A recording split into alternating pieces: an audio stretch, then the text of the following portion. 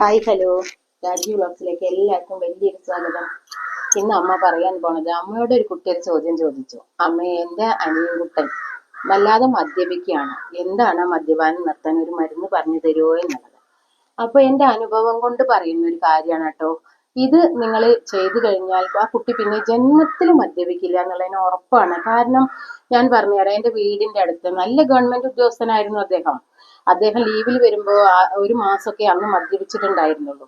പിന്നീട് അദ്ദേഹത്തിന് റിട്ടയർമെന്റ് ആയോട് കൂടിയിട്ട് പിന്നെ എന്തായി, അവിടുന്ന് അങ്ങോട്ട് മദ്യപാനം മാത്രമായി അദ്ദേഹത്തിന്റെ ആസക്തി. പിന്നെ വീട്ടിലെ സ്വൈരം സ്വസ്ഥതയും സമാധാനവും ഒന്നുമില്ല.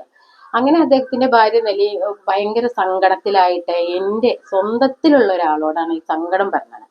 അപ്പൊ എൻ്റെ സ്വന്തം ആളാണ് പറഞ്ഞു കൊടുത്ത ആള്. അദ്ദേഹം പറഞ്ഞു കൊടുത്തിട്ടുള്ള മരുന്ന് തന്നെയാണ് ഇന്നും ഞാൻ നിങ്ങൾക്കും പറഞ്ഞു തരാൻ പോകുന്നത്.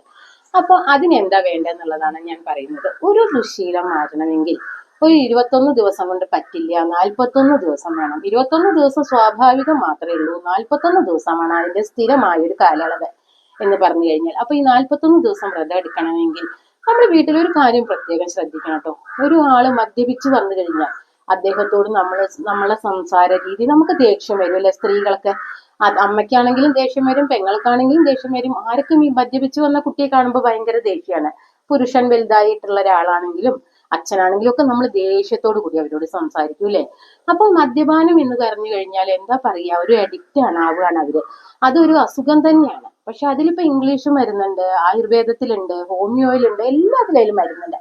പക്ഷെ അതൊക്കെ ചെയ്തു കഴിഞ്ഞാൽ ചിലവര് നല്ല അങ്ങോട്ട് പണ്ടത്തെ അതേപോലത്തെ പെർഫെക്റ്റ് ആവില്ല.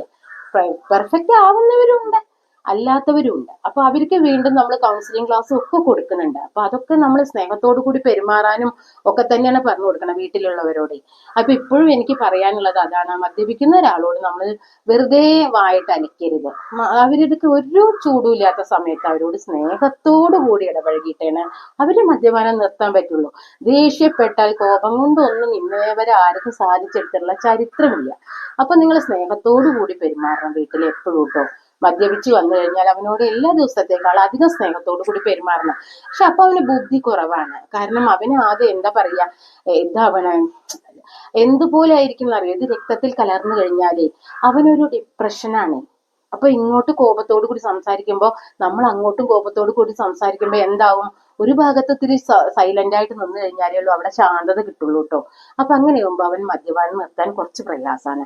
അപ്പൊ നിങ്ങൾക്ക് സ്നേഹത്തോടു കൂടി അവനോട് ഉപദേശിക്കാം. ഇപ്പൊ മണ്ഡലകാലാണ്, ശബരിമലയ്ക്ക് മാലടിയിക്കുക, അയ്യപ്പ ഭക്തൻ ആവുക എന്നുവെച്ചാൽ ഒരു ദിവസം കൊണ്ട് തന്നെ അവന്റെ മനസ്സിന് തന്നെ മാറ്റം കിട്ടും. സ്നേഹത്തോടു കൂടി ശബരിമലയ്ക്ക് പോവാൻ അദ്ദേഹത്തോട് ഉപദേശിച്ച് അത് കേൾക്കുകയാണെങ്കിൽ രക്ഷപ്പെട്ടു കേട്ടോ.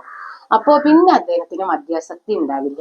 കാരണം നമ്മൾ ശബരിമലയ്ക്ക് മാല ഇടുന്നത് 41 ദിവസം നമ്മൾ വ്രതം എടുക്കണം. എന്തിനാന്ന് നിങ്ങൾക്ക് അറിയോ? എങ്ങനെയാണ് മണ്ഡലകാലത്ത് നമ്മൾ ശബരിമലയ്ക്ക് മാല ഇടുക എന്ന് പറഞ്ഞു കഴിഞ്ഞാൽ, ശുദ്ധമായിട്ടും വൃത്തിയായിട്ടും എടുപ്പോട് കൂടിയിട്ടാണ് ആ സമയത്ത് നമ്മൾ നടക്കണത്.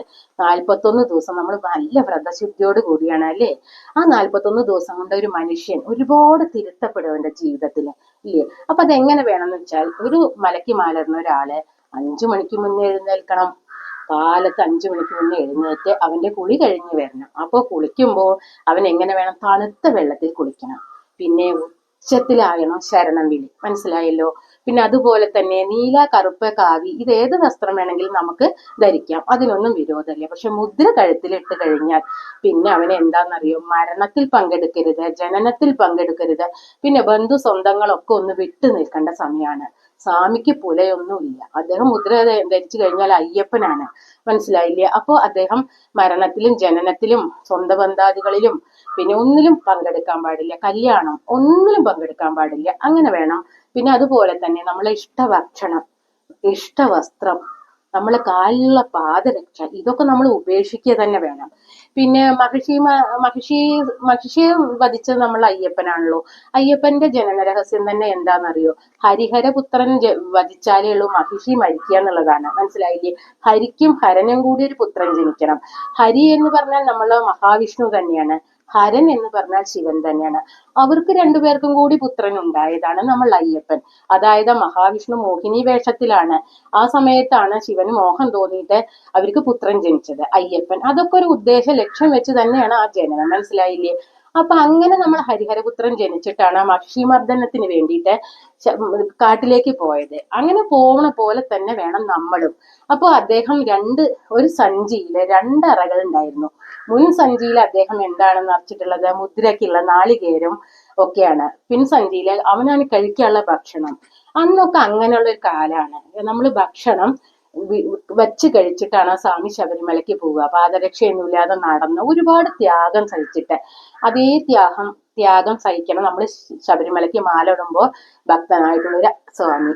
അപ്പോൾ നമ്മൾ ഇരുമുടിക്കെട്ട് കെട്ടിയിട്ടാണ് പോണത്. നമ്മളെ അഹങ്കാരമാണ് നമ്മളുടെ ഈ തലയിലേക്ക് വെക്കുന്ന ഇരുമുടിക്കെട്ട്. നമ്മളെ അഹങ്കാരത്തിന്റെ തലയിലേക്കാണ് നമ്മളെ ഇരുമുടിക്കെട്ട് വെക്കുന്നത്. ആ ഇരുമുടിക്കെട്ടിൽ പ്രധാനമായിട്ടുള്ളത് എന്താ നിങ്ങൾക്ക് അറിയുമോ? നാളികേരം. നാളികേരം എന്ന് പറഞ്ഞാൽ നമ്മളുടെ ശരീരമാണ്. അതിലത്തെ വെള്ളം ഒഴിവാക്കി പിന്നെ അതിൽ നിറയ്ക്കുന്നത് നെയ്യാണ്. നെയ്യ് എന്ന് പറഞ്ഞു കഴിഞ്ഞാൽ നമ്മളുടെ ആത്മാവാണ്.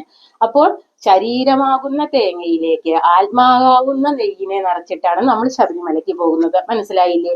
അപ്പോൾ നമ്മൾ ആ ശബരിമലയിലേക്ക് പോകുമ്പോൾ പിൻകെട്ടിൽ നമ്മൾ നിറയ്ക്കണത് നമുക്ക് കഴിക്കാനുള്ള ഭക്ഷണം. പിന്നെ മുൻകെട്ടിൽ കുറച്ച് അവിലും മലരൊക്കെ ഉണ്ട് കേട്ടോ. അതൊക്കെ നമ്മൾ വനദേവതമാർക്ക് വേണ്ടി സങ്കല്പിച്ചിട്ടാണ് കൊണ്ടുപോകുന്നത്. അങ്ങനെ നമ്മൾ 18 പടിയുടെ അവിടെ നമ്മൾ നീലിമല, കരിമല എല്ലാം താണ്ടി അവസാനം നമ്മൾ ശബരിമലയുടെ 18 പടിയുടെ അവിടെ എത്തുമ്പോൾ അവിടെ എഴുതി വെച്ചിരിക്കുന്നത് എന്താ?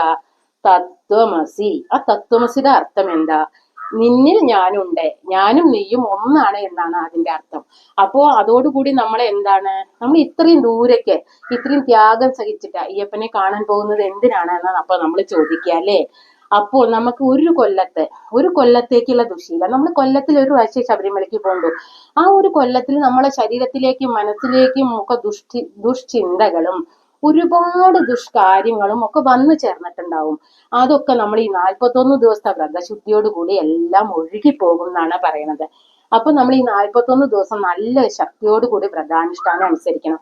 അന്ന് നമ്മൾ ഇറച്ചി, മീൻ, മത്സ്യം, മാംസം ഒന്നും കഴിക്കുന്നില്ലല്ലോ.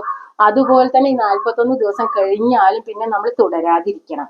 കാരണം അപ്പോഴും നമുക്ക് പിന്നെ മദ്യാസക്തിയൊക്കെ നമ്മളെ കുറഞ്ഞിട്ടുണ്ടാവും. 41 ദിവസം വ്രതം എടുക്കണോട് കൂടി ഒരു മനുഷ്യൻ ഒരുപാട് മാറിയിട്ടുണ്ടാവും. അവന്റെ അഹങ്കാരം തന്നെ പോയിട്ടുണ്ടാവും. അപ്പൊ നമ്മളെ ഓരോ പടി കയറുമ്പോഴും അതിനൊക്കെ ശാസ്ത്രങ്ങളുണ്ട്.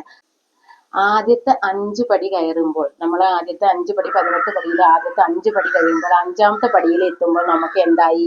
എല്ലാ ഇന്ദ്രിയങ്ങളെയും നിയന്ത്രിക്കാനുള്ള ഒരു കഴിവ് നമുക്ക് സ്വാഭാവികമായിട്ട് തന്നെ വന്നു ചേരും. പിന്നത്തെ 3 പടിയുണ്ട്, 5, 3, 8. ആ 3 പടി കയറുമ്പോൾ നമുക്ക് എന്തായി? നമ്മളെ സത്വഗുണങ്ങളെ, രജോ ഗുണം, തമോ ഗുണം, സത്വഗുണം, ഈ 3 സത്വഗുണങ്ങളും കൂടി നമുക്ക് അവിടുന്ന് ലഭിക്കണതാണ്. പിന്നത്തെ 2 പടി കയറുമ്പോൾ നമുക്ക് ജ്ഞാനവും അജ്ഞാനവും അത് തിരിച്ചറിയാനുള്ള ഒരു കഴിവുണ്ടാവും. പിന്നത്തെ 3 പടി കയറുമ്പോൾ നമുക്ക് ഭയഭക്തി വിശ്വാസം എല്ലാം നമ്മളിലേക്ക് വന്നു ചേരും. അപ്പൊ ഭയഭക്തി വിശ്വാസം എല്ലാം എത്തിയ ഒരു മനുഷ്യന്റെ അവസ്ഥ എന്താണെന്ന് നിങ്ങൾക്ക് മനസ്സിലായില്ലേ?